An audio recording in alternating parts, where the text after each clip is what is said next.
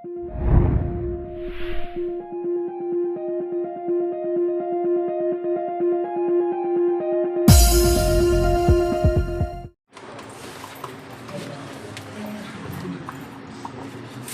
2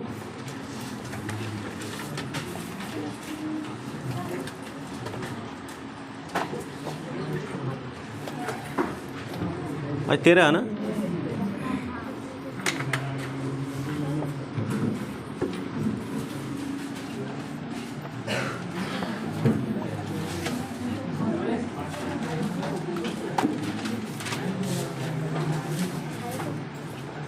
सुनिए, राजा किसान नगर में आज पार्ट 4 है, पार्ट 4। और बुद्ध तक मैंने बता दिया, बुद्ध का जन्म से लेकर मृत्यु तक। साथ में मौर्य साम्राज्य की केवल एक ही राजा के बारे में बताए हैं, चंद्रगुप्त मौर्य, रह दो चंद्रगुप्त मौर्य। और साथ में आपको हमने मौर्य साम्राज्य के बारे में पहले जो है कुछ और विशेष जानकारियाँ दी थी, उसको सबको याद है, उसका टेस्ट के रूप में भी हमने उसको देख लिया। आज पढ़ते हैं दक्षिण के राजा और सरदार। दक्षिण के राजा, दक्षिण के राजा और सरदार।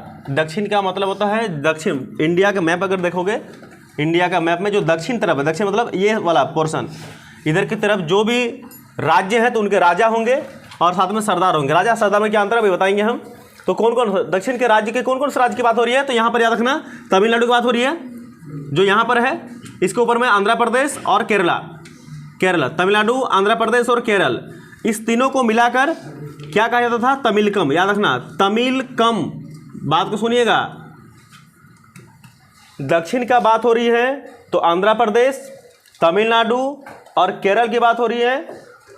TAK, इन तीन क्षेत्र को मिलाकर पहले क्या कहा जाता था, तमिलकम। यहां तक पहले याद रखिएगा, तमिलकम। तो क्वेश्चन यहीं से बन गया नेक्स्ट एग्जाम के लिए, सुन लो, नेक्स्ट फ्राइडे क्वेश्चन यहीं से तैयार हो गया है कि तमिलकम में कितने राज्य को सम्मिलित करा गया था। तो अब इसको ही पहला क्वेश्चन अभी बता देंगे, फर्स्ट क्वेश्चन रहेगा और 5 पहले से ही 6 क्वेश्चन तो ऐसे ही मिल गया आपको। चलिए तो यहाँ सुनिएगा कि उपमहाद्वीप के दक्षिण और उनसे दक्षिण के क्षेत्र में स्थित तमिलकम, अभी मैंने बताया तमिलकम वही तीन को मिलाकर बोलते हैं, में तीन सरदार का उदय हुआ, 3 सरदार का उदय हुआ। देखिए, चोल, पांड्य और चेर। याद रखना यहाँ पर तमिलनाडु, आंध्र प्रदेश और केरला में, जिसको मिलाकर हम तमिलकम कहते हैं, इस तमिलकम में, इस एरिया में 3 एक दो नहीं बल्कि 3 सरदारियों का उदय हुआ। 3 सरदारियों का, मतलब जिसके जहाँ पर सरदार होते थे, जिसका नाम था चोल, चेर और पांड्य। ये नाम को याद रखना, चोल, चेर और पांड्य। एक प्रकार का वंश भी था जहां पर सरदार हुआ करते थे। अब आप पूछोगे सरदार क्या था, तो सुन लीजिएगा कि सरदार एक शक्तिशाली व्यक्ति होता था। सुन लो कि सरदार किसे कहते थे, सरदार होते कौन थे, तो सरदार एक शक्तिशाली, बहुत ज़्यादा पावरफुल, शक्तिशाली। ये कोई जानवर का नाम नहीं है, कोई जानवर नहीं होते थे, मतलब कोई जीव नहीं होते थे, सरदार एक व्यक्ति ही होते थे। और वो कैसे थे, बहुत ही पावरफुल, यानी जो इतने बड़े साम्राज्य को चलाएंगे तो कोई छोटा मोटा आदमी थोड़ी होगा, उसको पावर होंगे। तो वही लिखा है कि सरदार एक पावरफुल, एक शक्तिशाली व्यक्ति होता था, जिसका पद जो है वंशानुगत होता था या कभी कभी नहीं भी होता था। सुन लो मेरी बात को, इनका पद वंशानुगत होता था। वंशानुगत का मतलब समझते हो, वंशानुगत मतलब पिताजी बैठे, फिर उनके बेटे बैठेंगे, फिर उनके ऐसे करके क्या होंगे, उसी पद पर, सरदार के पद पर बैठते जाएंगे। और कभी कभी वंशानुगत नहीं भी हो सकते थे। तो यहाँ पर क्वेश्चन क्या बना कि क्या सरदार का पद वंशानुगत होते थे, तो आंसर आएगी नहीं। ये वंशानुगत होते भी थे और नहीं भी होते थे, ये इस बात को याद रख लीजिएगा। तो आगे में क्या लिखा गया है, तो उसके समर्थन उसके खानदान के लोग होते थे। सरदार के कार्यों के विशिष्ट अनुष्ठान का संचालन, युद्ध के समय नेतृत्व करना और विवादों को सुलझाने में मध्यस्थता की भूमिका निभाना शामिल है। तो इनका काम क्या था, सरदार का काम था, सुन लीजिए, कि अनुष्ठान का संचालन करना, मतलब अगर कहीं अपने राज्य में अगर यज्ञ हवन हो रहा है तो यज्ञ हवन को करवाना, साथ में अगर युद्ध हो रहे हैं तो युद्ध के समय नेतृत्व करना, और आपस में अगर विवाद हो गए, उसी का राज्य में अगर विवाद हो गए, विवाद समझते हो ना, झगड़ा, छोटा मोटा झगड़ा हो गया किसी के बीच में, तो उसको भी सुलझाने का काम यही सरदार करता था। और वह अपने अधीन लोगों से भेंट लेता था। भेंट समझते हो, जिसको टैक्स बोलते हैं, कर बोलते हैं, कर लेते थे, क्योंकि आप जानते हो कि कर एक बहुत बड़ा रोल प्ले करता है, फिर चाहे राज्य को चलाने में हो या फिर देश को चलाने में हो। टैक्स देना बहुत जरूरी है। टैक्स टैक्स को देना बड़ी जरूरी है। टैक्स यानी जिसको पहले बोलते थे कर, और कर भी आप पढ़े होंगे क्लास 11 में, जजिया कर, एक आपको याद होगा, तो जजिया कर पढ़े होंगे। कौन है? फिर वही बात आ जाएगा, फिर से मैं वही बात कहूँगा। नहीं रुको रुको, कि जब फिर से वही 6 बजा है, 6:30 बज रहा, 6:30 नेट, तो 6:30 बजे मम्मी पापा का फ़ोन करने का क्या जरूरत है? हैं? ओ बिटिया बाहर रहती है ना, याद आती है ना। सही बात है, बेटवा ने कोई नहीं पूछता है बेटवा कहाँ गया कहाँ नहीं गया, खाया कि नहीं खाया, कौन नहीं पूछता। और बेटी लोग को बड़ा मानता माँ लोग। बड़ा दुख है सुनकर, लगता रे। कोई बात नहीं, हम मानेंगे ना सबको, सबको मानते हैं हम सबको मानते हैं, ठीक है। हाँ, कभी कभी बदमाशी करते हो तभी हम धो देते हैं, नहीं तो मानते हैं सबको बराबर। मानते कि नहीं मानते हैं? सबके पीछे कर ले तो खर्चा किए, सबको बढ़िया से। जब ये कौन गिर गया था रोडे में, तो फिर लड्डू खिलवाएँ सबको, तो उसके हिसाब से सबको फिर समोसा लड्डू ठंडा वंडा सब पिलाएँ। हाँ आ जाए सबको, इसलिए कोई बात नहीं, आज फिर लड़ जाना, फिर खिला देंगे। देखिए इसलिए इसको बाइक में लेकर हम आए हैं, ठीक है। आदमी बदमाशी कर दो क्या बोलो सुनो। सरदार कौन होते थे? एक शक्तिशाली व्यक्ति होते थे जिनका पद मतलब समझ रहे, बैठने का क्रम वो वंशानुगत होता था, और कभी कभी नहीं भी होते थे। इनके अगर सरदार हैं, शक्तिशाली हैं, तो लोग इनको मानेंगे, क्योंकि शक्तिशाली हैं तो ये अगर राज्य चला रहे हैं, अगर समाज को चला रहे हैं, तो इनके कुछ कुछ कार्य भी होंगे। कार्य में पहला काम क्या आता है कि पहले काम होता है कि अनुष्ठान का संचालन करना। दूसरा काम क्या आता है कि यदा कदा कभी विवाद हो जाए तो विवाद को क्या करना, उसको सुलझाना। साथ में और क्या होता है कि यदि कभी युद्ध हो जाए, परिस्थिति युद्ध की परिस्थितियां बन जाए, तो युद्ध की परिस्थितियों में खुद को क्या करना, खुद नेतृत्व करना, इस युद्ध का नेतृत्व करेंगे। और समटाइम्स वह अपने अधीन लोगों से, मतलब अपने प्रजाओं से समटाइम्स क्या करते थे, टैक्स भी लेते थे, याद रखना। तो वो अपने समर्थकों में उस भेंट का वितरण भी करता था। तो सरदारी में सामान्यतः कोई स्थायी सेना या अधिकारी नहीं होते थे। अस्थाई सेना मतलब होता है कि परमानेंट कोई भी सैनिक वहाँ पर नहीं होते थे। ऐसे मतलब इसका मतलब ये होता है कि सुनिए, एक बार मैंने आपको बताया था, याद करो, मैं आपको नाइट पढ़ाया था क्लास 11 में। नाइट मैं आपको फीफ पढ़ाया था, फीफ एक टाइप का कर था, याद आपको आ रहा हो तो। मैं आपको पढ़ाया था कि यहाँ पर किसान ही क्या होते थे, किसान ही यहाँ पर सैनिकों का काम करते थे। कैसे कि साल भर अगर जब जरूरत पड़ा तो किसान को अपने राजा अपने खेतों में काम करवाते थे। जब किसान खेतों में काम उसके पास जब नहीं रहते थे, तो राजा के पास अगर कभी युद्ध की स्थिति बन जाए तो वही किसानों को अस्त्र शस्त्र पकड़ाकर युद्ध में भी उतार देते थे। तो याद है तो आपको बताएंगे। तो यही होता था अस्थाई सेना। तो क्या किसान क्या अस्थाई सेना था? वो हमेशा सेना के रूप में काम करते थे? नहीं, वो जब सैनिक का काम मिला सैनिक का काम किया, किसान का काम मिला तो किसान का भी काम वो कर लिया। तो यहाँ पर वही स्थिति बनी हुई है, इस बात को याद रख लीजिएगा।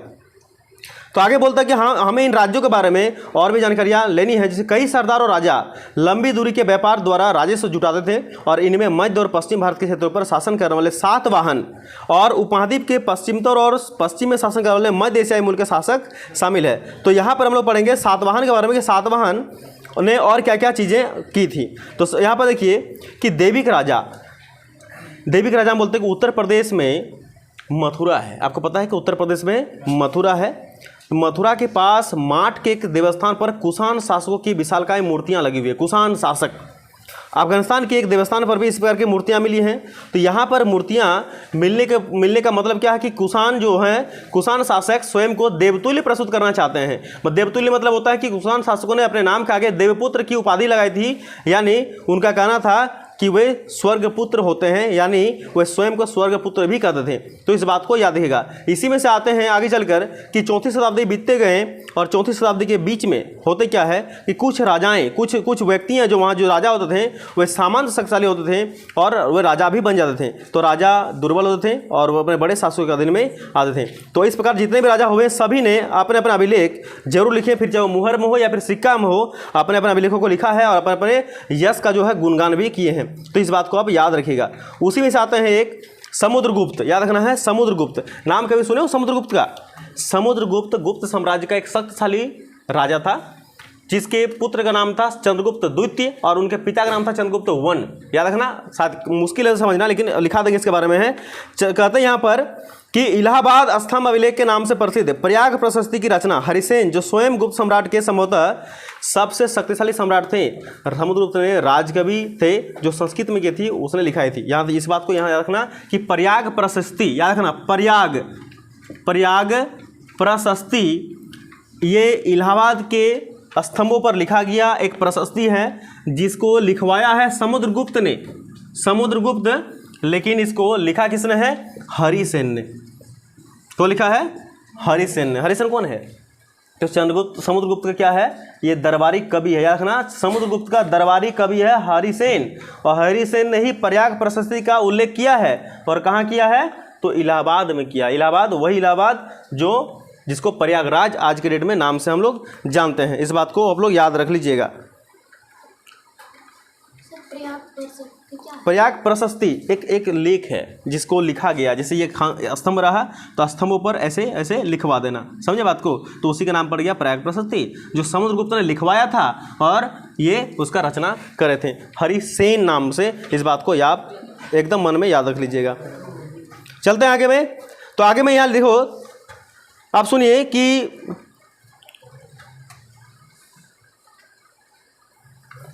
अशोक के बारे में थोड़ा सा जानकारी लेते हैं हम लोग। अशोक के बारे में कि अशोक जो थे मौर्य वंश का तीसरा सबसे शक्तिशाली व्यक्ति था। देखिए अशोक का नाम थोड़ा सा समझा लेते हैं यहाँ पर। अशोक मौर्य वंश का तीसरा सबसे शक्तिशाली राजा था, लेकिन अशोक कहते हैं कि अशोक ने ज़्यादा दिन तक शासन नहीं किए और उसका हृदय परिवर्तन हुआ और फिर वो अपने राज्य को, अपने गद्दी को छोड़कर वो किसी धर्म को अपना लिए और फिर अपने पुत्र और पुत्री को भी धर्म के प्रचार के लिए कहीं दूसरी जगह भेजे थे। उनको भी अब सुनिएगा अशोक के बारे में। तो यहाँ सबसे पहले यहाँ हेडिंग डालिए अशोक का और यहाँ पर लिखाएंगे भी। तो पहले यहाँ कुछ बातें हैं उनको आपको सुनना बहुत जरूरी है, उसको सुन लीजिएगा पहले आप, फिर हम लिखेंगे दूसरा तरीके से।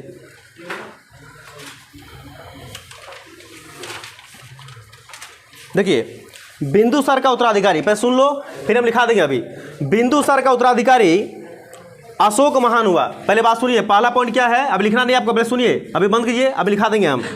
बिंदुसार का उत्तराधिकारी, और उत्तराधिकारी समझते हो कि उत्तराधिकारी मतलब उनके बाद जो गद्दी पर बैठेंगे। तो बिंदुसार का उत्तराधिकारी अशोक हुआ।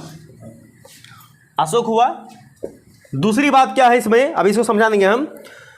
अशोक गद्दी पर बैठा कब? तो मगध की गद्दी पर 269 में बैठा। याद रखना, ये कहाँ की गद्दी पर बैठा? तो मगध की गद्दी पर 269 में मगध की गद्दी पर कौन बैठे? अशोक बैठे। क्लियर हो गया बात को?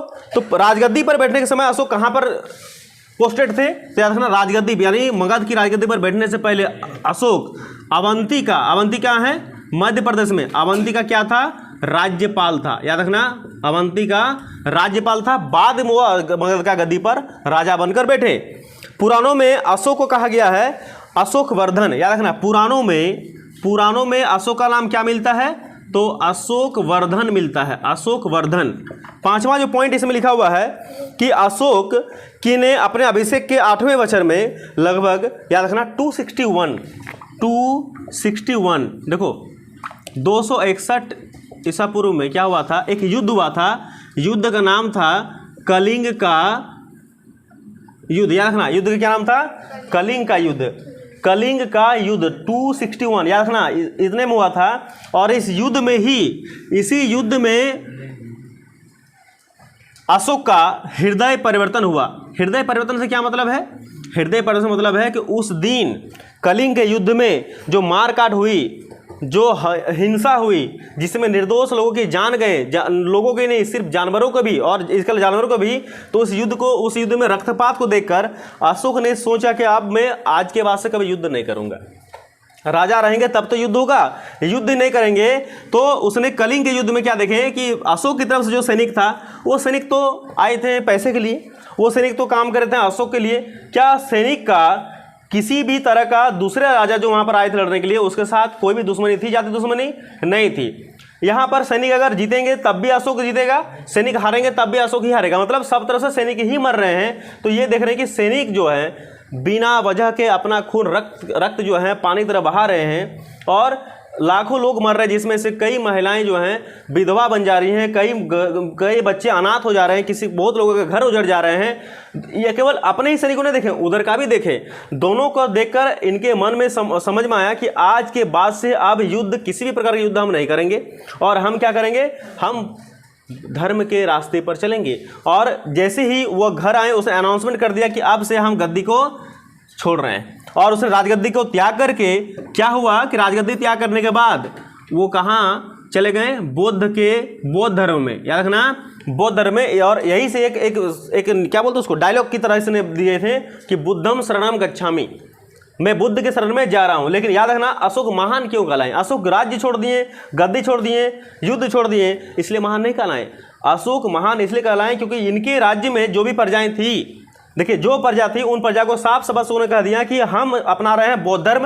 अगर आपको जो भी धर्म अपनाना है आप अपना सकते हैं, अगर आपको अच्छा लगा तो मेरे साथ चलिए, अदरवाइज आप अपना धर्म में चलिए, हमें कोई आपत्ति नहीं है, नो ऑब्जेक्शंस। ये बात कहते हैं। बाकी राजा अगर आते तो क्या करते हैं कि हम अगर बुद्ध अपना रहे तुमको बुद्ध अपनाना पड़ेगा, प्रेशर क्रिएट करते हैं। लेकिन ये ऐसा नहीं किए, और साथ में सबकी सेवा के लिए हमेशा तत्पर रहते थे। रास्ते रास्ते पर कुएं, रास्ते रास्ते पर जो है वृक्ष का लगवाना, और साथ में इनका कहना था कि जो भी आपके शरण में आए, जो भी घर में आपके द्वार में आए, उनको आदर देना, बड़ों को आदर, छोटे को प्रेम स्नेह देना, ताकि सब लोग आपको याद करें। तो इन्हीं कारणों से अशोक को कहा जाता है, अशोक को कहा जाता है महान। अशोक महान कहलाते हैं। तो पता ही कलिंग कहाँ है? कलिंग को आज क्या कहा जाता है? कलिंग को आज किस नाम से जानते हैं? याद रखना, कलिंग को ही आज के डेट में उड़ीसा कहते हैं। ए बाबू सुन ले, नो सब याद रखना, कलिंग को ही आज के डेट में कहते हैं उड़ीसा।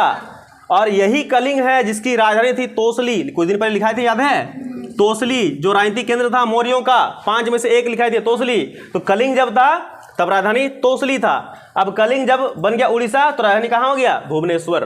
पता है, समझ आ रहा बात को? तो उड़ीसा की राजधानी भुवनेश्वर, और उड़ीसा ही पहले किस नाम से जानते थे?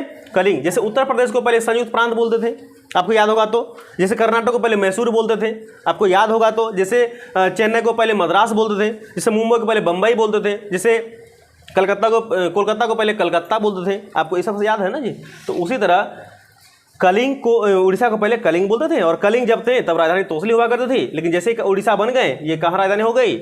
भुवनेश्वर। यहाँ तक आपको कोई दिक्कत नहीं होना चाहिए, याद रखना। तो क्वेश्चन यहाँ से क्या बनेंगे, कलिंग को अभी किस नाम से जाना जाता है? तो अभी कोई मारेंगे मुंबई तो वहाँ बोका महल लेला आदमी रहेगा। अभी भी सुन लो उड़ीसा, और उड़ीसा कैसे लिखे हैं देख लो, उड़ीसा। अब इसको उड़ीसा को उड़ीस ने लिख देना, देख लो, ढंग से सुन लो और लिख लो, बोका ऐसा नहीं लिखना कॉपी पर। आगे सुन लीजिएगा, तो कहना ये यहाँ तक बता दिए। तो उपगुप्त नामक बौद्ध भिक्षु ने अशोक को बौद्ध धर्म की दीक्षा दी। ये बौद्ध धर्म तो अपना लिए, लेकिन बौद्ध धर्म के बारे में बताया कौन? अशोक को। क्योंकि अशोक तो अभी तक राज्य के बारे में जानते आए हैं, और राज्य को कैसे जीता जाए, राज्य के प्रजा को कैसे संभाला जाए, राज्य को कैसे बसाया जाए, उसी हिसाब से काम करता है। लेकिन धर्म के बारे में इनको जानकारियां नहीं थी। तो कहते हैं कि उपगुप्त, क्या नाम था? उपगुप्त। कहाँ लिख दो? यहाँ लिख देते ना, उपगुप्त। गुप्त नाम का एक बौद्ध भिक्षु था। सुन लो, उपगुप्त नाम का एक बौद्ध भिक्षु था। इसी ने अशोक को क्या दिया? बौद्ध धर्म का शिक्षा दीक्षा दी। और इस प्रकार बोलते हैं कि अशोक की माता का नाम सुभद्रांगी था। याद रखना, अशोक की माता का नाम था सुभद्रांगी। और इनके एक बेटा एक बेटी थे, जिनका नाम था, बेटा का नाम था महेंद्र और बेटी का नाम था संघमित्रा। इन दोनों को, महेंद्र और संघमित्रा को, अपने बौद्ध धर्म के प्रचार के लिए श्रीलंका भेज दिया गया। किनके द्वारा? अशोक के द्वारा, कि श्रीलंका में जाकर इसका प्रचार करो। और इस प्रकार अशोक अपने ही राज्य में क्या बन गए? अशोक महान कहलाए। और इन्होंने शिलालेखों में 4 लिपियों के थ्रू से इसने अपने शिलालेखों में अपने बखान को लिखे थे। और 4 लिपियों का नाम था ब्राह्मी, खरोष्टी, ग्रीक और अरमाइक। याद रखना, Brahmi, Kharosthi, Greek, Aramaic. Brahmi, Kharosthi, Greek और अरमाइक, ये 4 लिपियों में लिखे थे, जिनमें से खरोष्टी और ब्राह्मी ये दोनों का पढ़ लिया गया सक्सेसफुली। कब? 1837 में बाय जेम्स प्रिंसेप। उसी ने पढ़ा था सफलता सर की, लेकिन इसको लिखा उस टाइम खोजा किसने था? 1750 में पादरेटी फेंथलर के द्वारा। आपको याद है, लिखा दिया सब चीज़। तो इतना आपको जानना चाहिए। अशोक के अभिलेख को 3 वर्गों में बांटा गया है। अशोक के अभिलेख को 3 भागों में बांटा गया है, जिसमें से पहला भाग है शिलालेख, दूसरा है स्तंभ लेख और तीसरा है गुहा लेख। ये 3 लेखों में बांटा गया है। और इस प्रकार आपको जो चीज़ बात बतानी थी मैंने आपको पहले ही सारी चीज़ बता दिया। अब इसको आप लिखित रूप में ले लो फटाफट। किया उसको मैं रिटर्न रूप में दे दिया आपको, जिसमें मैं क्या पता है कि अशोक कौन थे, मुख्य मुख्य बात सुन लो। अशोक बिंदुसार का ही बेटा था अशोक, और मगध की गद्दी पर 269 में ये बैठे थे। लेकिन मगध की गद्दी पर बैठने से पहले अवंती जो मध्य प्रदेश में है, जिसको याद रहो कि वही अवंती जहाँ का राजा प्रदत्त हुआ करते थे, जिसको पांडु रोग हो गया था, पीलिया रोग, जहाँ जिसकी सेवा के लिए बिंबिसार ने अपना राज्य जीवक को भेजा था, याद है। और उसके बाद से ही उसको अपने में मिला लिया था, आपको याद होना चाहिए, कुछ दिन पहले पढ़ाए थे। वही अवंती है, उसी अवंती पर राज्यपाल के रूप में काम कर रहे थे, लेकिन उसको फिर बाद में मगध बुला लिया गया और राजगद्दी पर बिठा दिया गया बिंदुसार के बाद। पुराणों में अशोक को अशोकवर्धन कहा गया है। और एक ट्रेजेडी होती है जहां पर हृदय परिवर्तन की बात कही गई है, वो हृदय परिवर्तन होता कब है, 261 के एक युद्ध में, और इस युद्ध का नाम था कलिंग का युद्ध। मैंने आपको बता दिया कलिंग की राजधानी तोसली, और कलिंग को ही अभी नाम नया रूप पर जानते हैं उड़ीसा बोल के, उड़ीसा की राजधानी भुवनेश्वर। तो कलिंग के युद्ध में जो अभी कलिंग युद्ध में थोड़ा सा और बताएंगे हम कि कलिंग युद्ध में आखिर हुआ क्या था। सुनो, ध्यान सुनना, किताबों में लिखा हुआ है क्या कि एक अभिलेख में अभिलेख संख्या 13, जिसे अशोक के टोटल अभिलेखों संख्या कितनी थी, 14, जो 13वां नंबर अभिलेख है, सुन लो 13वां नंबर जो अभिलेख है, उसी में कलिंग के युद्ध का वर्णन यानी बातें दी गई है, किस प्रकार कलिंग का युद्ध को लड़ा गया और कैसे उसका हृदय परिवर्तन हुआ और पड़ोसी राजाओं पर इसका क्या असर हुआ।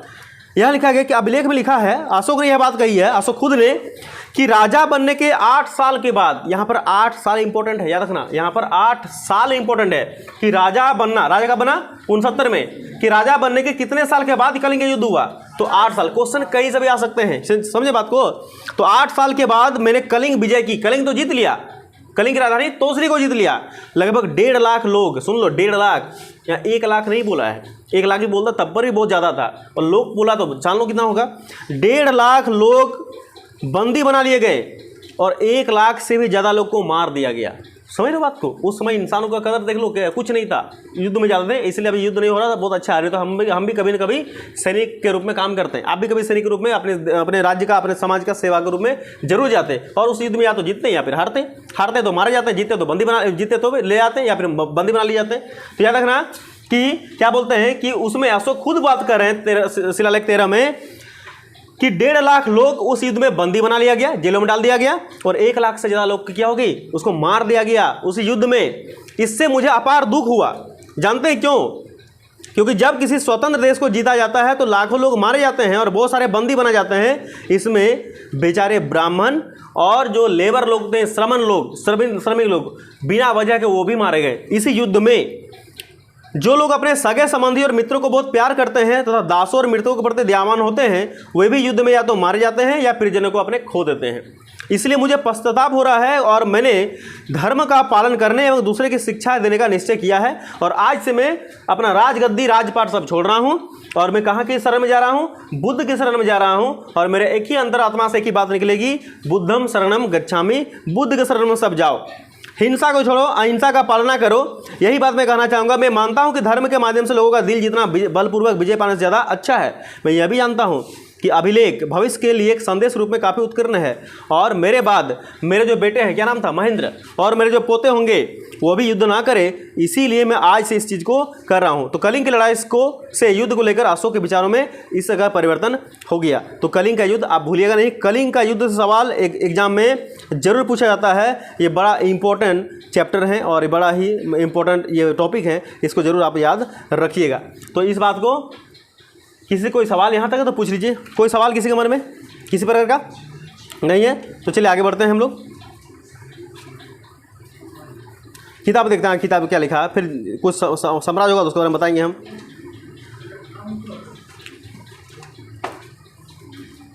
देखिए उसके बाद सुनिए,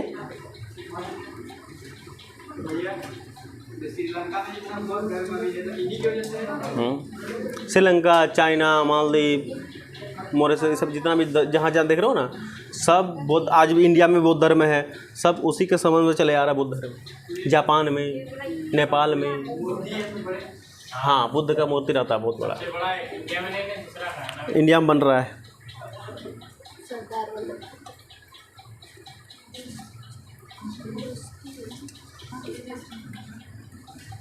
ठीक है, हो गया यहाँ तक। किसी को दिक्कत और कोई परेशानी पूछिए, सवाल पूछिए। नए सवाल है कुछ उम्र में, चलते आगे में।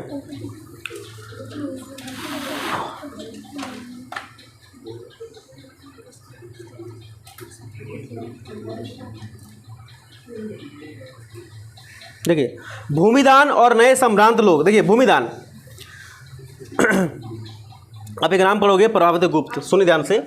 अभी एक नाम पढ़ोगे प्रभावती गुप्त, नाम को याद रखिएगा, बहुत इंपॉर्टेंट नाम है। प्रभावती गुप्त है महिला, जबकि यहाँ सब अभी राजपाट में पुरुष का नाम आ रहा है, लेकिन है महिला, फिर भी इनका नाम क्यों आया है चर्चा में, अभी सुनिएगा।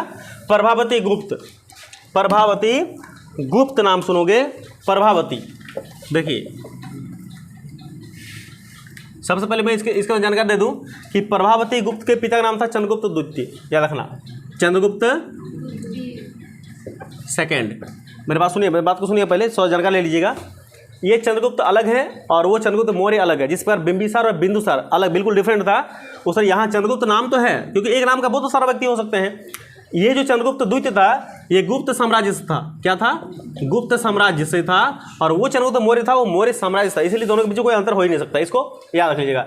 ये चंद्रगुप्त 2 की पुत्री थी जिसका नाम था प्रभावती गुप्त। अगर मैं चंद्रगुप्त 2 का पिता का बात करूं तो इनके जो पिता थे, इनके पिता का नाम था समुद्रगुप्त। कुछ देर पहले नाम बताएं, जिसको भारत का नेपोलियन भी कहा जाता है, याद रखना। समुद्रगुप्त की बात करूं तो समुद्रगुप्त के पिता का नाम था चंद्रगुप्त 1।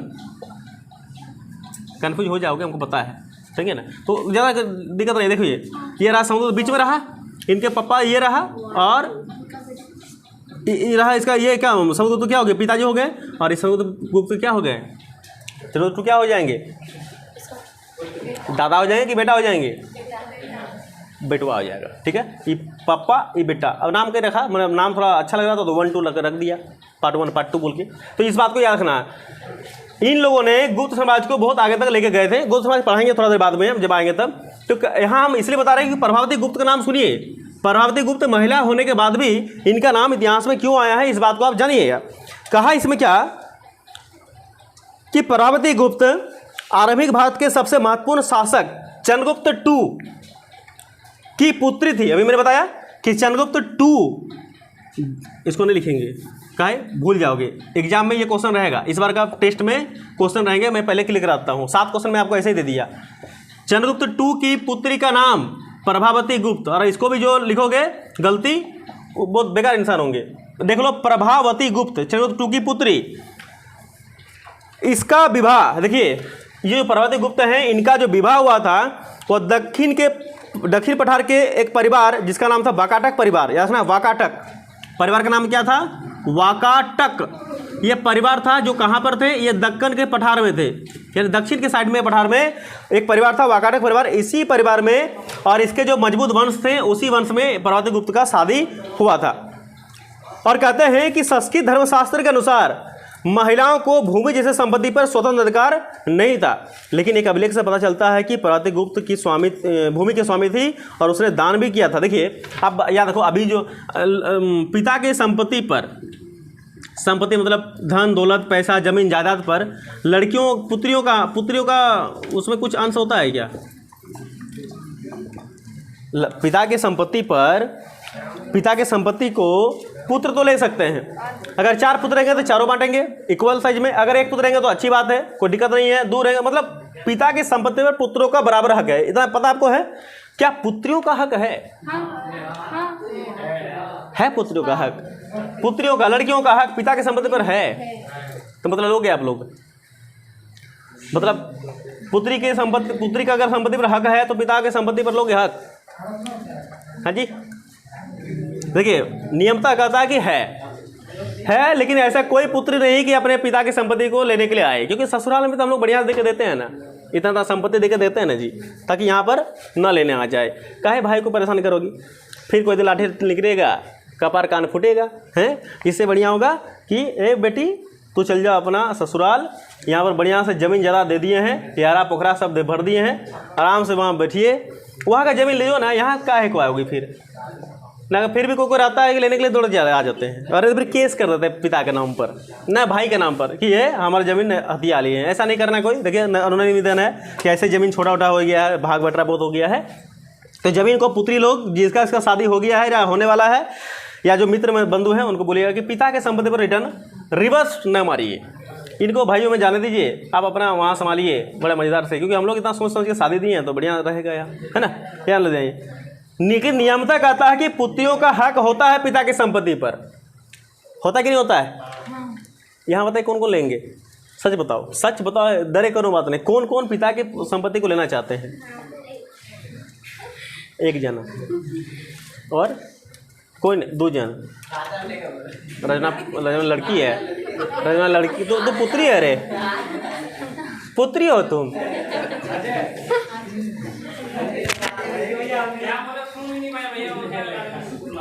नहीं सुन पाया, बोले झाल मुड़ी खाएगा ना मार खाएगा? बहरा हो गया है, कान का नाक का इलाज कर रहे। सुनो सुनो, हाँ कुछ नहीं, सुनिए सुनिए, थोड़ा सुन लीजिएगा। क्या बोले कि ए नुनिया सुनो, ए नुनिया ये है रे, एकदम मताल है तुम, थाम तो देखो, हाँ देखो, ये सबसे बड़ा बेकार आदमी है रजनमा है। वहाँ क्यों बोलता है, यहाँ बोलो ना, उसको दिखाओ, पीछे दिखा, कैमरा में देखो राजन कौन है। बेल आदमी देखो ना यहाँ पर, तो ऋषभ हो रहा है, अपने गर्मी में परेशान हो रहे, देख लो कितना भीग गए हम। बोका। चंद्रगुप्त टू की पुत्री प्रभावती गुप्त, जिनका बोलते हैं इनका विवाह हुआ था बकाटक परिवार में हुआ था, जो एक महत्वपूर्ण वंश था। संस्कृत धर्मशास्त्र के अनुसार महिलाओं को भूमि पिता की संपत्ति पर कोई हक नहीं है, लेकिन कहते हैं कि अभिलेख लिखा था, और अभिलेख में क्या लिखा है कि प्रभावती गुप्त जो है वह पिता की संपत्ति को पर अपना अधिकार लिए थे। और इसका कारण क्या हो सकता है कि वह जो रानी है वह इसीलिए उनका एक अधिकार क्योंकि वह एक रानी है, और रानी है तो वो अपने पिता की संपत्ति पर हक ले सकती हैं। लेकिन दूसरा बात क्या कर सकते हैं कि हो सकता है कि वहाँ से निकल कर यहाँ आ गई होगी, जिसके कारण भी पिता की संपत्ति पर इसका क्या हो गया है, हक हो गया हो। तो यहाँ पर एक बात यहाँ पर याद रखना क्या है कि ये नाम को आपको याद रखना है। क्वेश्चन आपको कहीं से भी दे सकते हैं, नाम को कृपया न भूलिएगा। नाम में कौन सा नाम? 2 ही नाम, एक ये और एक ये, पिता पुत्री नाम जरूर याद रखना, क्योंकि हो सकता है इधर से पूछ ले या हो सकता है इधर से पूछ ले, तो दोनों नाम को कृपया याद रखिएगा, समझे। और कुछ किसी मन कोई सवाल है तो प्रचलन करवाते थे। अब सिक्का में क्या होता है कि सिक्का क्यों लगाते हैं? व्यापार करने के लिए। तो व्यापार के लिए सिक्के का प्रचलन के से विनिमय कुछ हद तक आसान हो गया। देखिए यहाँ पे 2 टर्म है, एक है व्यापार जिसको बोलते हैं ट्रेड, और एक है विनिमय जिसको बोलते हैं एक्सचेंज। 2 बात को ध्यान सुनना, क्या कहा, मेरे बात को सुनिएगा, याद रहेगा। ये रहा राजा और ये रहे सिक्के। कहते हैं कि जितने भी राजा हुए वो अपने नाम को दूसरे क्षेत्र तक पहुंचाने के लिए, अपने सिक्कों को के माध्यम से अपने साम्राज्य का विस्तार करने के लिए सिक्कों को चलाया करता था। फिर चाहे चांदी का सिक्का हो या फिर सोने के सिक्के हो, चलाया करते थे। और दूसरी बात, व्यापार करने के उद्देश्य से भी और विनिमय के उद्देश्य से। याद करो कि जब सिक्के नहीं होते थे तो चीजें लोग खरीदते कैसे थे? तब था वाटर सिस्टम। क्या था वाटर सिस्टम में? वाटर सिस्टम में क्या था कि वस्तु के बदले वस्तु, जिसको बोलते हैं वस्तु विनिमय। आज भी वस्तु विनिमय है, ऐसा नहीं कि आज खत्म हो गया, आज 21वीं शताब्दी में चल रहा है, लेकिन वस्तु विनिमय आज भी है।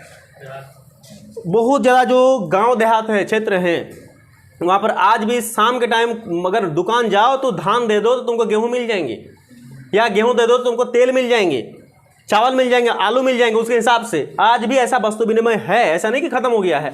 तो लेकिन अभी बहुत कुछ हद तक खत्म हो गया है। तो पहले वस्तु विनिमय होता था, लेकिन अब होता है कि वस्तु लीजिए, सिक्का दीजिए, मतलब नोट दीजिए और वस्तु को लीजिए। इसी नोट देना, वस्तु को लेना के बीच में जो होता है उसी को बोलते हैं हम लोग व्यापार बोलते हैं, ट्रेड बोलते हैं। व्यापार समझ गए। अब चलते हैं इसके आगे में। इसका क्या बोलते हैं कि चांदी और तांबे के आहत सिक्के सबसे पहले ढाले गए और उसको प्रयोग में लाए गए। वो पूरे उपमहाद्वीप के खुदाई के दौरान इस प्रकार के सिक्के मिले हैं। तो मुद्रा शास्त्रियों, देखिए सिक्कों का जो अध्ययन करता है, जिससे मैं बताता अभिलेखों का अध्ययन को बोलता है अभिलेख शास्त्र बोलते थे ना।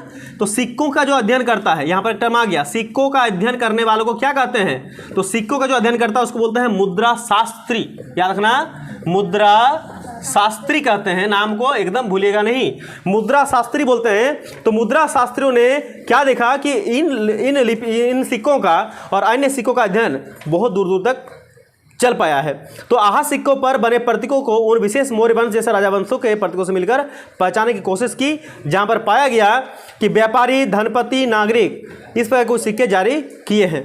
तो सोने के सिक्के भी मिले हैं। सोने के, देखिए सोने का सिक्का सबसे पहले किसने जारी किया, इस बात को, यह क्वेश्चन यह बड़ी इंपॉर्टेंट है, याद रखना कि सोने का जो सिक्का है, सोने का सिक्का को सबसे पहले प्रथम शताब्दी में, कितना शताब्दी में, तो प्रथम शताब्दी में कुषाण शासकों ने चलवाया था। याद रखना, सोने का सिक्का सबसे पहले प्रथम शताब्दी में कुषाण शासकों ने चलवाया था, यानी जारी किए थे। ठीक है ना, कोई दिक्कत यहाँ तक नहीं है, बस यहाँ तक रखिए, इसके आगे कल करेंगे, गर्मी बहुत ज़्यादा है। वीडियो अगर पसंद आ जाए तो वीडियो को लाइक करें और पीसी क्लास चैनल को सब्सक्राइब कर लें, बेल आइकन ऑल पे सेलेक्ट कर लें, और ये बिल्कुल फ्री है। और एक प्यारा सा कमेंट कर दें आप अपना, या आप अपना कोई क्वेश्चन भी पूछ सकते हैं, या फिर किसी में समझने की कोई दिक्कत है तो वो क्वेश्चन भैया से कर सकते हैं। भैया आपको अगले वीडियो में बताएंगे। धन्यवाद।